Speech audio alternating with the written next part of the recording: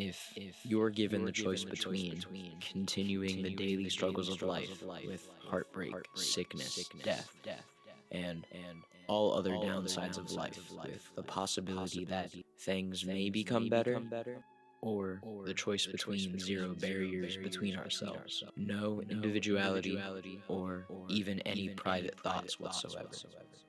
But being that as it may, there are no more secrets. There are no more maybes, just the truth. Which would you rather choose? This is one of the many hypothetical and philosophical questions I believe Evangelion asks the audience.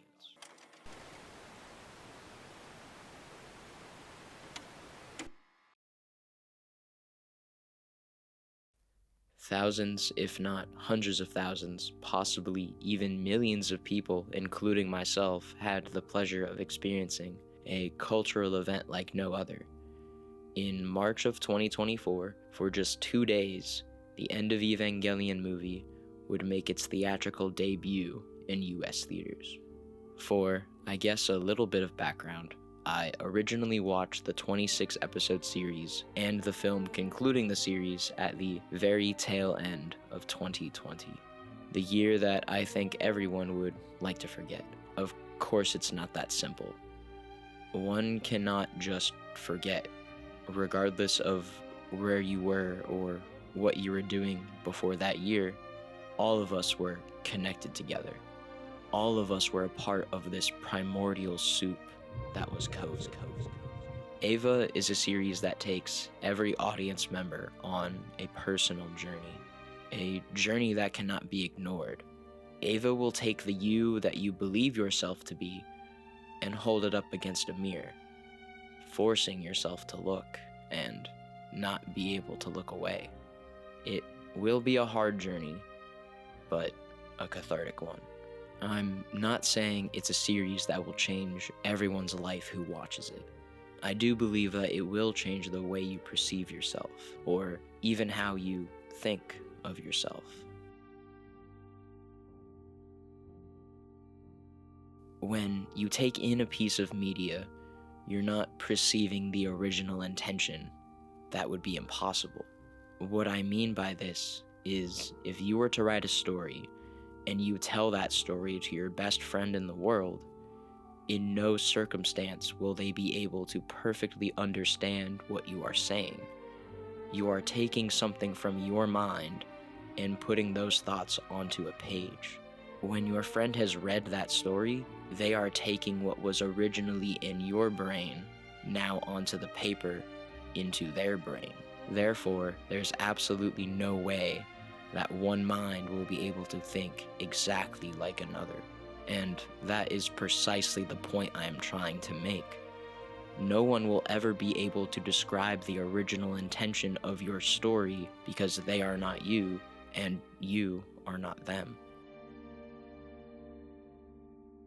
The personal journey that EVA takes the viewer on. Is it destructive? Is it self-loathing? Is it sad? Yes.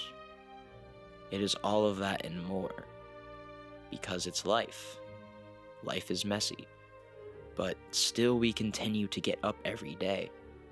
And for what? Because we believe to have some sort of purpose in this infinite abyss that is the universe? As depressing as this sounds, I love the fact that our lives will not have any major impact whatsoever. It almost makes me happy that someday we will all be forgotten. That only means that we should take our lives and make the most of them, as if they were to be forgotten tomorrow. I know how bleak that all sounds, and even might sound scary to others. And that way of thinking is also okay, because you are human, and nothing can change that, no matter what. That is only scratching the surface of that personal journey. The only one who can control that is yourself. Everything that I've expressed to you guys has all been some of my experiences and thoughts from this series. The whole reason I'm even writing this is because I went and saw the film in theaters, but what made me want to write this? What was so different from this most recent watch through? It's partly because I got to experience something I don't think I'll ever be able to experience again. It's also because of this feeling I got while in my seat. A feeling I've never felt while watching it. It was hope. Somehow, and for some reason, in this hopeless world, following hopeless characters with hopeless ideals, I somehow was able to feel the complete opposite. I felt hope in the fact that this will not be the end, and not to get personal or anything, but I've been stuck in a rut for what feels like a very long time. I've felt trapped in my own skin. I've talked endlessly with friends and loved ones on how I want to grow and get better, all while not having a single idea on how to even do such a thing. But somehow when I watched End of Evangelion in theaters, I came to this realization. Just because I don't know how, that doesn't mean I'm not already doing it. I'm starting a very long journey on the path I want in life. And even though, again, I don't know how to navigate that path, I know what I want at the end of it. So it's alright that I don't know what to do at every given point in my day. I know it's okay to not be okay. I've found peace in the fact that I am flawed. I've found peace in the fact that I'm not where I want to be, but I'm on the track to get there.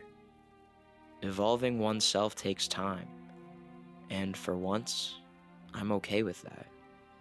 I'm not a little kid anymore who only wants a happy ending without going through the journey. I feel like if my younger self looked at me now, first he'd realize we haven't gotten much taller. But after, I'm sure he'd ask if we're living our dream, and I'd say back, no. But we're working to make sure it happens.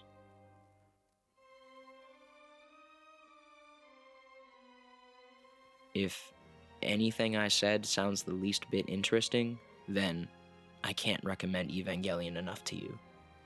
This is far from the last video where I talk about Evangelion.